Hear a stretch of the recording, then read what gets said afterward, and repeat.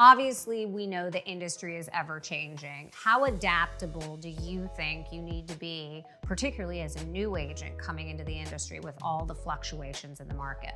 Look, I think you need to be adaptable. I think you need to be able to navigate a different climate. I think if you're a new agent, it's tough to come into this industry at this time, but it can be done. It's going to be a lot more fun for that person in a few years when the market picks up, because that's when that's when it's really fun.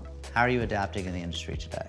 I mean, the market's always fluctuating, and there's highs and lows, and obviously the numbers that we do are always going to be reflective of the market that we're in.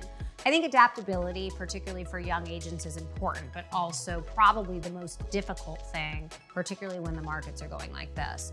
I think forward thinking is going to be incredibly important for the young agents that are struggling in a market like we're in right now, because they're not going to get a lot of business right now. So they need to be thinking about 2024 and prospecting for 2025, because then when those times hit, they'll be prepared. They'll have clients in their network that are coming that they've been working on for 1 or 2 years. So I think thinking forward and thinking ahead is probably the best thing that a new agent can do in an ever-changing market.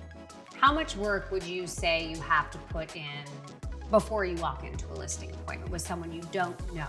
Oh, I mean, if you don't walk in the door and know every single aspect of the neighborhood, every fact about the house, what the person paid, how much they owe, what their social security number is, you're not going to get the listing, because the person who's going to get the listing is the one that knows the most about that house and you get that by loving what you do. If you don't love what you do and you don't love real estate and you're not actually fascinated about learning about neighborhoods, you're not going to be successful. You need to know that stuff.